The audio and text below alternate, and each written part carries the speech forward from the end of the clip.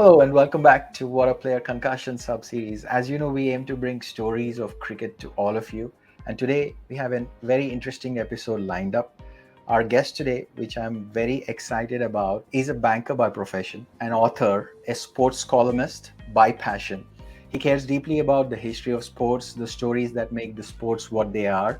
Similar to us, we like bringing stories associated with the game of cricket. He's an author of 6 books: Spellbind Spells, Gentleman's Game, Advantage India, The Story of India Tennis Wizards, Spin Bowling. We are pleased to welcome Anindya Dutta, who's famously known as the cricket writer on Twitter. Glad to have you on our show, sir. Thank you very much for inviting me, Suman. It's a pleasure to be here. We always get intrigued, Anindya sir, in understanding the genesis of our guests, what is the association with cricket, what drove them. So it would be great to hear from you as to where did it all start from sport and eventually cricket. What is the association and where did it all start for you? It started the first time I went to see a cricket match, which was the 1974-75 series, India versus West Indies at Calcutta in the Eden Gardens. My dad took me there. I was 7 years old. It was an unbelievable test match, which India won on the last day, on the 1st of January. We used to play test matches on the 1st of January at that point in time over the new year. Bedi, Chandra, Prasanna, who became instant heroes from a spin bowling perspective. And that was the start of the love affair with cricket per se. I was more a cricket tragic than a cricket player, let's put it this way. Played up to college level, played corporate cricket, but other than that, I can't lay any claims to being a cricketer who played at a high level. It took on a different direction, I guess, very late in my banking career, if you like. I discovered that I liked writing about the history of cricket, and it's been a journey since then. I guess the two sports which I've always loved and followed the most are cricket and tennis, and it's not a surprise that I've written the history of both in India. The history of spin bowling, which is Wizards, and Advantage India, which is actually the only history of Indian tennis ever written. So the first brush with tennis, if you like, was my dad again taking me to watch India versus Australia Davis Cup in Madras at that point in time, which is Chennai now, and that was just fascinating. Vijay Amritraj and Ramesh Krishnan, and then I used to play hockey in school. I love and I followed hockey for a long time. I'm a rare Bengali who doesn't follow much football, so that's probably because I've lived outside Calcutta much of my life. Or especially club football is not something which has ever appealed to me and still doesn't. I follow teams nationally. But there's T20s and Test crickets are pretty common formats these days. But you know about the one-day international states. The format games are becoming a rarity. There are less bilateral series. Of course, it's a World Cup year. Where do you see the format today? Do you see that more and more teams starting to reduce one-day internationals, or what's your view there? If you were part of ICC, how would you see the next 3 to 5 year roadmap of one-day international? Leaving aside sentiment, there are two formats which I think are really important for the game. One is Test cricket, the other is T20, right? And for two different reasons. T20 clearly because is the one which brings in the money, which is most popular with the younger generation, with families. It's a short format.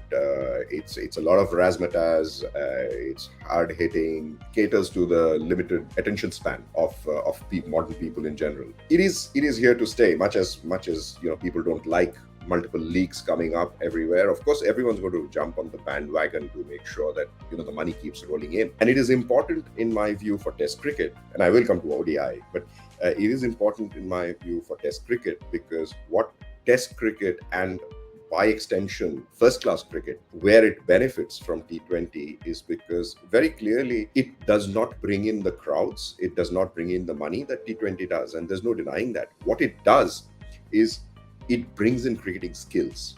It brings in an extraordinary amount of depth of cricketing talent which comes up from the ground because it gives people time to develop their skills rather than just go out and hit and develop those particular skills which T20 batsmen or bowlers have. So it is important to preserve the longest form of the game just to make sure that the quality of cricketers coming through stays at a fairly high level.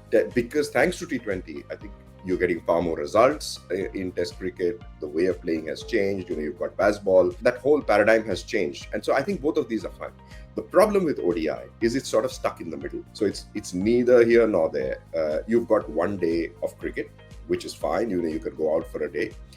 The problem is when you divide that 50 overs up, you've got the power play, and you've got those overs in the middle.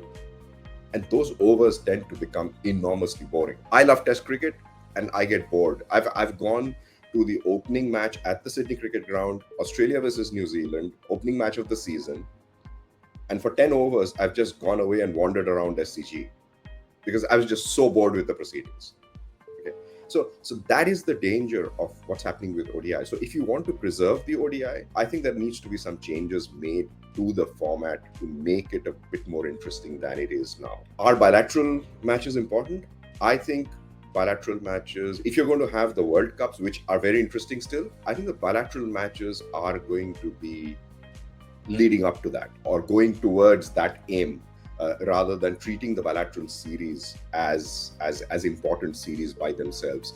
Like you can see what's happening with T20 now. I mean, India's playing New Zealand, right? I mean, why on earth would you be playing T20 with New Zealand after a T20 World Cup is done? I mean, it is boring as hell.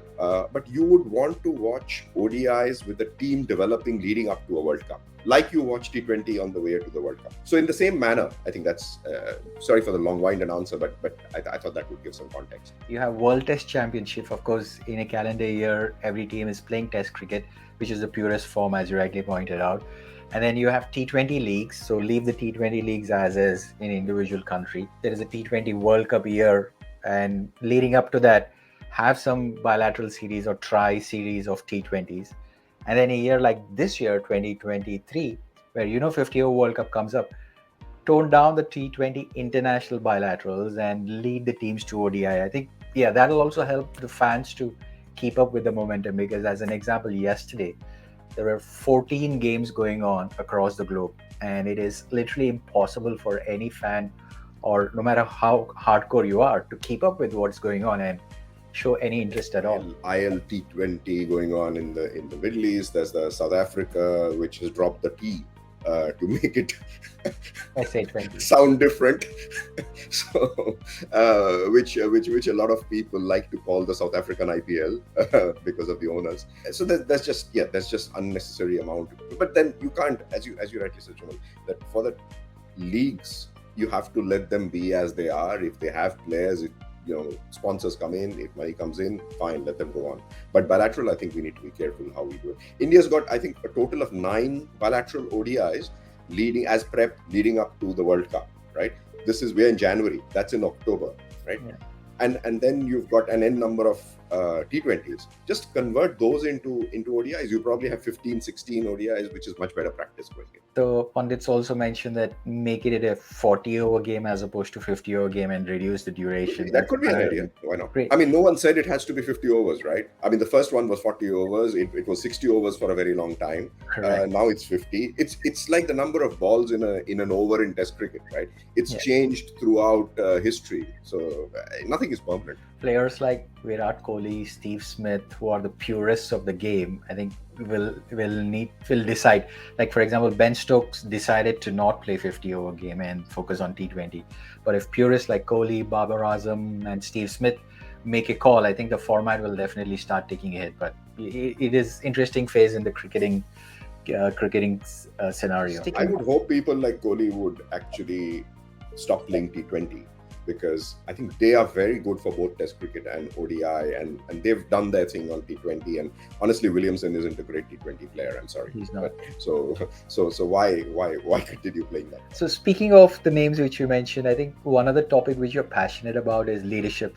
So I'm interested to hear from you. Captaincy in cricket, the game of cricket, irrespective of the format, and we have seen some of the examples like Safieddine Elgar or a Tim Payne, who are not so marquee players, but effectively captain a team. And there are some marquee players like Virat Kohli, who sets the standard, Babar Azam and Ben Stokes. So does multi-format captaincy work? For example, having a white ball or a T20 captain and an ODI and a Test cricket, or do you feel that one template, irrespective of what format, leadership in cricket and captaincy? I think there are two the red ball format and the white ball format are very different from a leadership standpoint. The format of a 5-day match, which is open-ended, means that it is much more of a strategic play. It requires much more patience, much more resilience from a leader. When things don't go right, you have to keep trying things. Also, can't just give up when things don't go your way. Whereas in a white ball format, you know that there are X number of overs. This is what you've got to do. You've divided it up into little segments. It is strategic leaders who do much better in Test cricket. It is tactical leaders who do much better in white ball cricket. That's my leadership view. That someone like MS Dhoni, for example, was a brilliant tactical leader. Why did he do so well as a white ball captain? Because he knew every over, every other ball, what needed to be done, after how many overs he needed to do what to achieve what. Presence of mind. He was amazingly tactical. He could take decisions, change his mind because he could read the game minute by minute, right?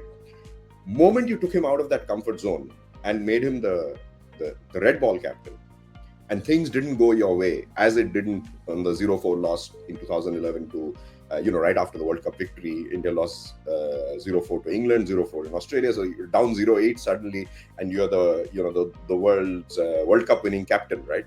I think it's a huge hit to the ego. So if people who watched those series, this would have been very clear. Dhoni standing behind, you can still see pictures. Dhoni standing behind the wicket, looking completely forlorn, completely disinterested with proceedings, right? And it wasn't because he was disinterested with proceedings. It is just that was not his comfort zone.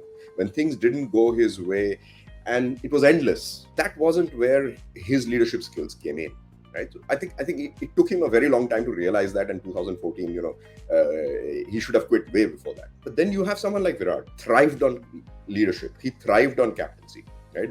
And you look at his batting record pre-captaincy, and then during his captaincy period, it was like a spike up like that. And that doesn't happen unless you really enjoy what you're doing. And in Test cricket, when things did not go right, he was always trying stuff.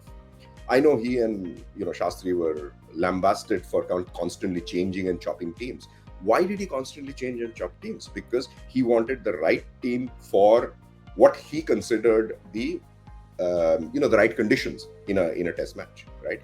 You can say that's right, wrong, whatever, but that was the logic, right? Which means he was always thinking, he was always trying to make a difference in the longer format. I think Ben Stokes, to his credit, is like that. Okay, he's got a certain strategy, but during that Test match, if you saw the way they played in Pakistan, they don't give up. When things don't go their way, he's always doing something, always trying to come back, and he does. These are the two really different kinds of. Williamson is much more understated, but he's the same way. He's always thinking, he's always got these things going. He's just not as expressive, and that's a different issue, right? That Virat's personality is very expressive, and he's not. Right? We'll see how Rohit Sharma turns out, really, in Test cricket, as long as he manages to stay uninjured, which seems to be a huge challenge for him. I'm not convinced he's really going to be a great Test captain. That's just my way. I think he's good with. He's again a very good tactical captain. It's interesting insights. Do you feel the team is as good as the captain is, or is captain as good as the team is? In cricket especially, much more than I think in other sports, has the responsibility of molding that team to the way that captain wants to run the team. If you look just at pictures of a football match, a similar another team sport, and you watch what the coach does from the sidelines, there are constant instructions coming in. There are there's a lot of interplay between the captain and the coach. In cricket, as I like to say in my leadership sessions, I like to point out, and Gary Kirsten very famously said that beyond the white line, the captain is the king, and that's what cricket is about. So I think the captain has a very, very big role to play. We know your views about KL Rahul because we follow you on Twitter. So do you feel that he just doesn't have the coaching and support system to be a leader, or he's just not a born leader? What's your view there? He's been thrust into leadership temporarily in situations where his form has been below par, and that's never good for for a captain's Brilliant. performance. So that's probably the reason. He's a fantastic batsman. I think he was in extremely poor form going into the T20 World Cup. Everybody seemed to know it except Rohit Sharma and Rahul Dravid. More importantly, their stated policy in T20 and stated strategy, in T20 was very clearly to go out and hit from the first ball. And if you look at the entire T20 World Cup, they failed to do it in any match because Rohit was in bad form, Rahul was in bad form, and they were playing maiden overs. I mean, in a T20 World Cup. I mean, seriously, match after match. So that wasn't working, and they had invested in that and decided that that's how they were going to do it. And Rahul, unfortunately, because of I think the incorrect way in which IPL rewards batsmen, in a phase of mind, and I think still is, that it was about scoring runs. It wasn't about the strike rate, because he was getting his caps in IPL for scoring runs, not for the speed at which he was scoring them. And you're asking someone like that to convert himself to a strike rate first. So it's a bit difficult, I think. Sticking to leadership, sir, I think you have a venture called Two Roads. Yes. Would you mind talking to us about what it is and what made you start the venture, and what can folks expect out of that? So I decided to leave banking about 3.5 years ago and do something completely different. And the two things that were passion in my life, one was leadership, the other was cricket and sports. So I combined the two. So what Two Roads does is we work with corporates, banks around the world. A lot of the work is done in India, obviously, where we work with senior leaders, so CEO, next level, and the level below that, solve business issues using an outside-in lens. So using the lens of sports, how elite sports teams perform at a very high level, what they do right, what they do wrong. How armed forces do the same, and transfer those lessons into pure. I was a business leader for about 28 years. I don't think there are too many business issues at a senior level which I haven't faced. So I try and solve them with a completely different lens. The senior leaders can really relate to it and learn from it and change their ways of working, their ways of thinking, the ways of operating without being talked to from a training standpoint, rather than have a trainer come and talk to them. So I work with some of the best minds in the business, in sports, ex-commandos, ex-fighter pilots, and bring their brains into bear, and I bring the leadership angle, and we together, deliver workshops, programs for senior leaders. So that's what Two Roads is about. Yeah, keeping the passion going, leadership and sport combining together. Love it. Yeah. Being an author, so what's your advice? Because there are lot of talented writers now that internet is blown out of proportion. So what would be your recommendation for folks who have a day job but have interest in writing? Where do they start? And as an author, what are some of the experiences and best practices you have for budding writers? Well, write as much as you can. Write every day. There's no excuse. It doesn't take much time to write 1 page a day. Write whatever you want, but write every day, because that's the only way you improve. No one is born a writer. You develop your own style. You might have a gift for writing, but that doesn't mean that Charles Dickens on day one or Neville Cardus on day one. It doesn't work that way. You develop your own style, you improve, and you become better with day. Take a lot of feedback, and I'm very glad that a lot of young writers reach out to me on a daily basis on Twitter, on DM. Ask for feedback, and they genuinely appreciate the feedback. So, and I'm brutal with feedback, and I tell them upfront that I'm going to be brutal with feedback, because I will give them my view. It may be the right view, wrong view, but if you ask me, that's my view, and I'm going to only try and help people improve. What I always tell people is, try not to use language for the sake of using language. There are a lot of people out there whose English is very good. They try to make everything sound so flowery and score points with the sentences that they write. It's pointless doing that. What you want is for the person who's reading it to enjoy what they're reading, to be engaged with it, and go on to read the next line. That's what matters, right? So you've got to learn how to build that narrative, keep people interested, and give them a good experience. Fully resonate with that last point which you made, because yesterday I read the Guerilla Cricket article which you wrote about Sarfaraz Khan. The title said, "My name is Khan and I play Test cricket."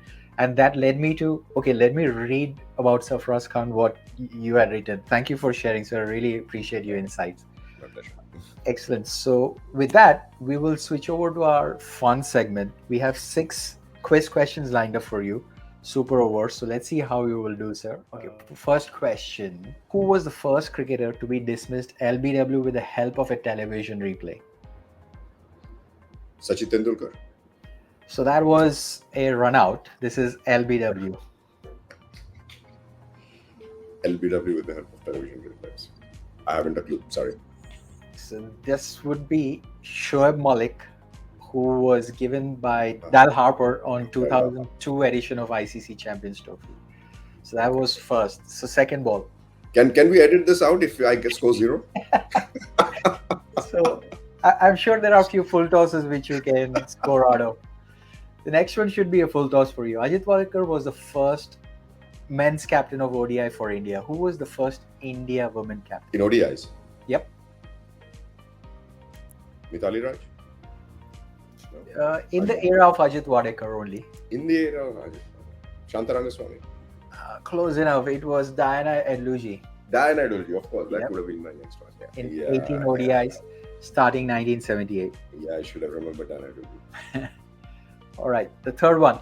When England ran up the record score of 498 for 4 against Netherlands in June 2022, who got duck out for Golden Duck? The clue is captain. In June. Yep. Owen Morgan. That's it. It was Owen Morgan. And even on the next game, he was duck. And then shortly after that, he announced. Now I remember that. Yes. Yeah. All right. The fourth one. That was a good reason to retire. Yes. The fourth one. July 2022. Who made the only 4th individual score in county championship? 400 or more.